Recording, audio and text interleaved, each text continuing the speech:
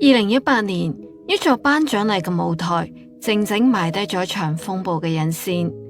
當晚憑借踩過界首度登頂視帝嘅係已婚嘅王浩信，掌聲雷動，燈光刺眼，但鏡頭卻頻頻切向台下一個比得獎者本人仲要激動嘅身影蔡思貝。嗰一刻嘅心情，意想唔到咁成為咗佢往後數年風暴嘅開端。緋聞迅速發酵，已婚視帝同當紅小花嘅親密互動被無限放大。台前毫不避嫌嘅對視，後台被傳嘅獨處片段，一幀幀拼湊成第三者嘅標籤。輿論傾瀉而下，佢被推到風口浪尖。其實一直以嚟，蔡思貝有一個極具羞辱性嘅綽號，全自動馬達團，好似佢天生就帶咗一種危險嘅氣場。傳言話冇男人能夠抵擋到佢嘅攻勢，更加哽耳嘅係佢嘅目標總被指向有婦之夫。細數入行以嚟嘅名字，10隻手指頭都唔夠數。鄭俊弘、羅仲謙、洪永城，再到王浩信、張振朗、余德成。如果對方單身，咁就宣傳係緋聞，係娛樂工業嘅一部分。但一旦牽涉到人夫，再加上明知自己係緋聞體質，佢毫不避嫌，就唔再係無辜，而被解讀成假天真。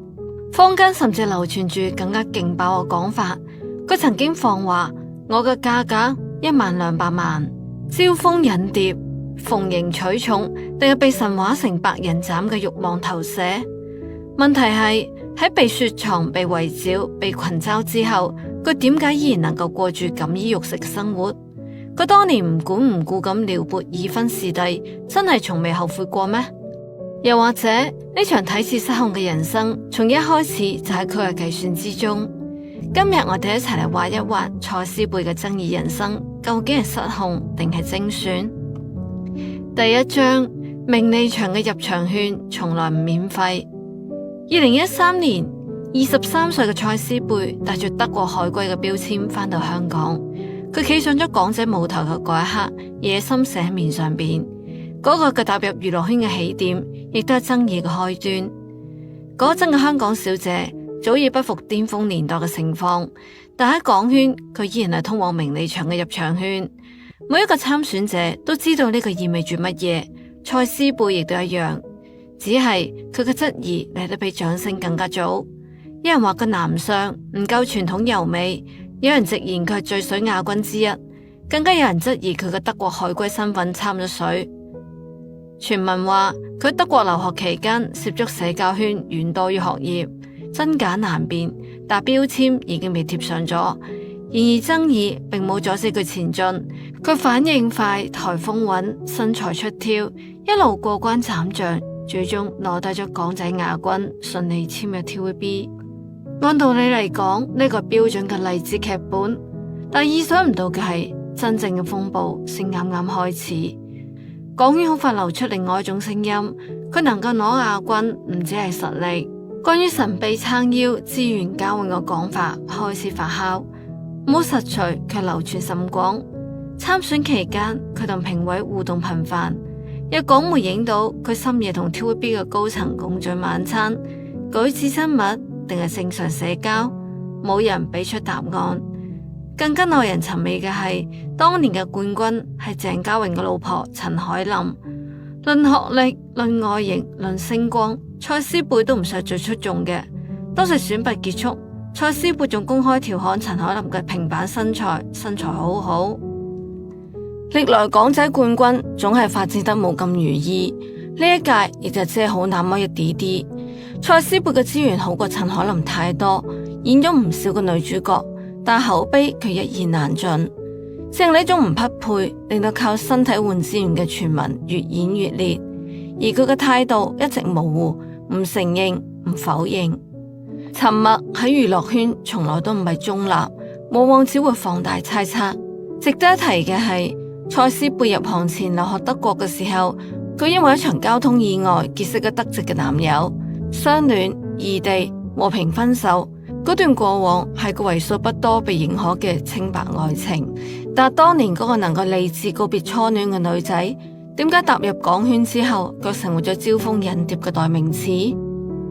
從港姐亞軍到緋聞女王，佢嘅人生軌跡真係只係巧合咩？定係話從踏上舞台嘅嗰一刻起，佢就已經行入咗一場更加大嘅遊戲，而真正嘅轉折仲喺後面。第二章，地下情18小時密會，蔡思貝嘅失控歲月。港姐光環仲未散去，蔡思貝就迅速簽約 TVB。原本呢個係應該條被公司精心鋪排嘅上位之路，但佢嘅第一步就踩咗流言之上。首部劇集開拍冇幾耐，就同同劇嘅男演員鄭俊弘傳出緋聞，兩個人被影到相約睇蘇打綠嘅演唱會，舉止自然，氣氛曖昧。問題在於當時嘅鄭俊弘係有女朋友嘅，而且佢比蔡思貝大咗整8歲。風聲一起，話題迅速發酵，有人話佢主動，有人話佢太過敢玩。而自從嗰個之後，佢似乎進入咗一部戲一段緋聞嘅循環模式。2015年6月，蔡思貝同排舞師麥秋成正式確立關係，並且一同租住清水灣村屋同居。喺外人眼裏邊，呢個係一段並唔對等嘅感情，一個係被公司力捧嘅潛力花旦，一個係名不見經傳嘅小排舞師。女強男弱本來就敏感，更何況佢啱啱入行時候就曾經被稱為小佘詩曼，無線高層有意將佢打造成豪爽直率嘅港姐代表，資源傾斜，機會難得。但係佢卻似乎未打算安分，即使已經有正牌男友，佢仍然頻頻同無線小生傳出緋聞。而面對戀情曝光嘅風險，佢選擇唔係公開而係地下。據傳佢曾經向男朋友攤牌，你都知道我大受公司力捧，唔可以拍拖，所以我哋一定要保持地下情，你千祈唔好承認我哋嘅關係。於是兩個人出街前後腳，約會為朋友掩護，喺公眾面前形同陌路。麥秋成能夠忍地下情，佢未必能夠忍緋聞不斷。2016年年初，蔡思貝拍攝《心理追兇》期間，同黃淑儀嘅仔徐少平關係親密。兩個人旁若無人自拍，更加被爆喺拍攝空檔雙雙失蹤嘅1個鐘頭。嗰個鐘頭佢哋去咗邊度？留言嘅空間足夠大。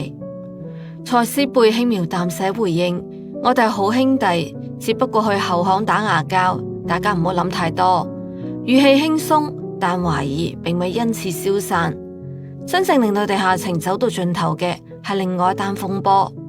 佢被影到夜闖周志文屋企，孤男寡女共處整18個鐘頭，18個鐘頭，無論點樣解釋都顯得蒼白。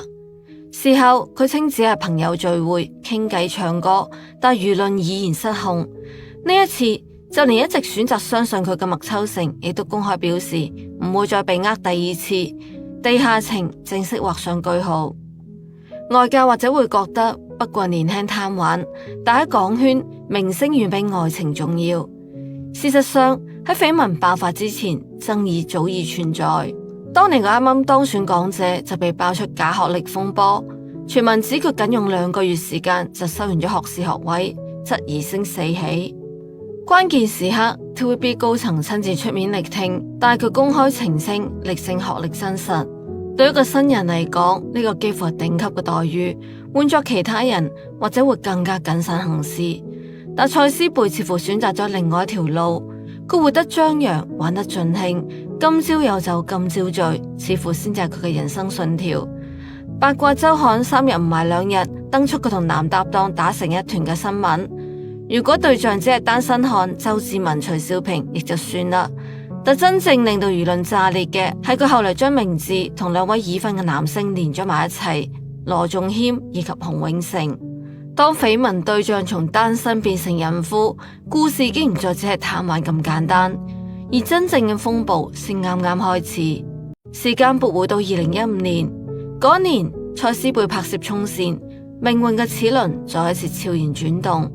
一向偏愛肌肉型男嘅佢，呢次將目光牢牢鎖定咗喺謙謙嘅身上。羅仲謙，問題在於當時嘅羅仲謙早就已經有咗事後女友楊怡，但蔡思貝似乎從來都唔將名草有主當成禁區，佢甚至毫不避諱咁對身邊嘅朋友放話：我頂硬謙仔，我知佢同阿怡拍緊拖啊，咁又點啫？一日未結婚，一日我都仲有機會。呢個唔係玩笑，佢係真係講到做到。拍戲期間，佢頻頻向羅仲謙示好，半夜主動打電話，對住佢隔空放電，毫不收斂。傳媒一度搞到連楊怡都被激到推遲咗婚期。好彩最終羅仲謙最終冇越界，定力足夠，先至冇令呢段關係失控。但蔡思貝並冇停低，眼見謙仔不為所動，佢好快就調轉槍頭，將目標對準咗同樣名草有主嘅洪永城。拍攝未上天海期間，佢嘅攻勢更為直接，若燒烤，若跑步，形影不離。更加誇張嘅係，佢仲被影到喺運動場上邊，當住洪永城嘅面豪放劈腿，對方面露尷尬，佢又冇辦法躲閃。面對如此來勢洶洶嘅進攻，男人真係仲有幾多抵抗力？更何況洪永城唔似羅仲謙，曾經傅穎事件之後學識咗克制。好快坊間就傳出咗消息，洪永城同女朋友唐詩詠陷入冷戰。冇幾耐之後，唐詩詠直接宣布分手。巧合咩？冇人敢落定論。蔡思貝當然一概否認，但真正令佢徹底捲入風暴中心嘅，仲喺後面。2017年，佢接低咗踩過界，同已婚嘅男主王浩信搭檔。劇組人員好快就放話，兩個人行得太近啦。隨後，港媒影到王浩信深夜開車前往蔡思貝個住所，停留咗將近2個鐘頭先離開。兩個人解釋只係多人聚會。但呢一次解釋顯得特別無力，因為王浩信嘅太太同為 TVB 演員嘅陳自瑤開設社交平台連環發文，暗諷有人搶老公，甚至直接鬧對方好賤。如果話呢啲都仲唔夠直白，咁接落嚟嘅3件事幾乎將關係推到台前。第一，王浩信曾經劇組公開為蔡思貝慶生；第二，王浩信憑踩過界封視帝。蔡思貝喺後台採訪裏邊衝到台下為佢打氣，俾媒體封為望夫石。第三，鏡頭捕捉到陳自瑤當場嘅表情變化，冷到發硬。之後更加有傳聞話兩個人已經簽字離婚，雖然從未證實，但嗰種連貌合神離都懶得演嘅狀態已經講明咗一切。諷刺嘅係，佢哋隨後仍然繼續合作踩過界2。2021年，命運再次寫低咗極具爭議嘅一筆。蔡思貝同王浩信雙雙憑借踩過界2攞低咗當年嘅 TVB 視帝視后。當蔡思貝上台領獎時，鏡頭切到台下嘅唐詩詠，嗰一瞬嘅表情被網友形容為復刻當年 Yoyo 嘅名場面。輿論炸鍋，水後演技未夠，靠關係上位嘅質疑聲四起。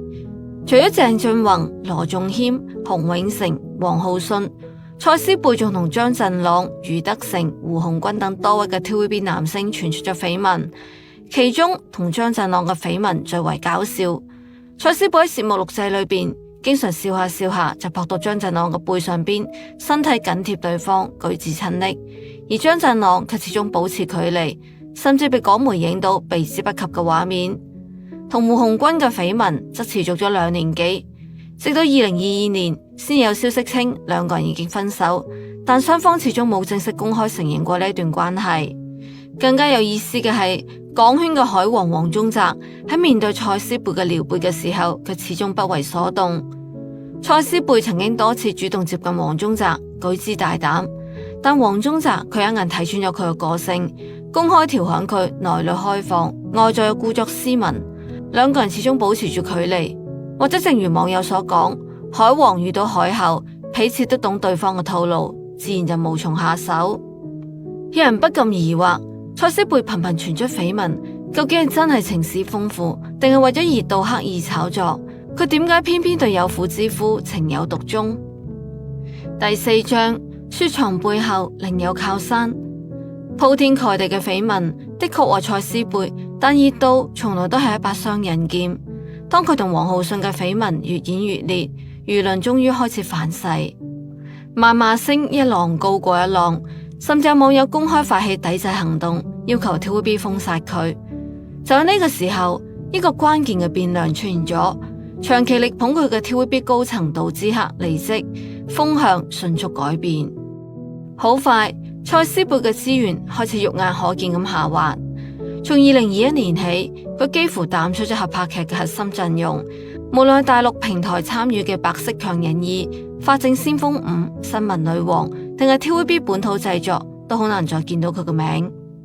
就連配角機會都少得可憐。據圈內嘅講法，呢個並非正式雪藏，而係 TVB 基於現實考量作出嘅選擇。合拍劇需要顧及內地市場嘅接受度，而蔡思貝嘅負面輿情風險太高。於是一個聽起身體面嘅講法出現啦，暫時規避市場風險。但呢一個規避就係整整2年。佢上次參與拍劇已經2023年嘅非常一致，之後就徹底淡出咗影視一線。按常理嚟講，被雪藏冇戲可拍嘅藝人，生活往往會迅速降級，接唔到活動，冇收入，逐漸咁消失喺公眾視野。但蔡思貝偏偏係個例外，有傳公司已經唔再為佢接活動，連助手經理人嘅資源都一併抽走咗，換成其他人。呢個等同於係面壁思過。但港媒好快發現，佢嘅生活唔單止冇變差，反而越嚟越富貴。2025年嘅年初，佢現身一場馬術活動，公開表示想做馬主，要擁有一匹屬於自己嘅馬。說話或者可以包裝，但使錢嘅方式呃唔到人。前段時間，佢以私人身份出席一場時尚活動，唔收酬勞，唔接受採訪，只係支持朋友。但當日佢卻以戰鬥格登場，活動結束之後並未離開，而係逐一逛展位血拼戰利品。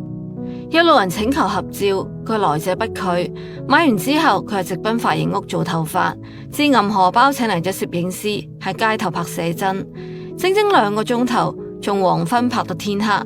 呢種生活狀態點睇都唔似一個被雪藏冇公開嘅藝人。於是媒體開始順藤摸瓜。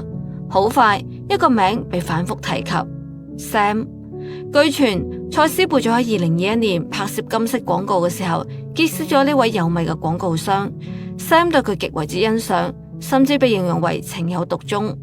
坊間傳聞佢能夠喺嗰一年登上視后嘅寶座。Sam 喺背後發功咗唔少，向 TVB 投放廣告，提供資源，助力造勢。而蔡思貝亦都被指十分之識做。過年派利是用嘅係 Sam 公司印製嘅紅包，一舉一動好似阿嫂咁，徹底滿足咗老闆嘅虛榮心。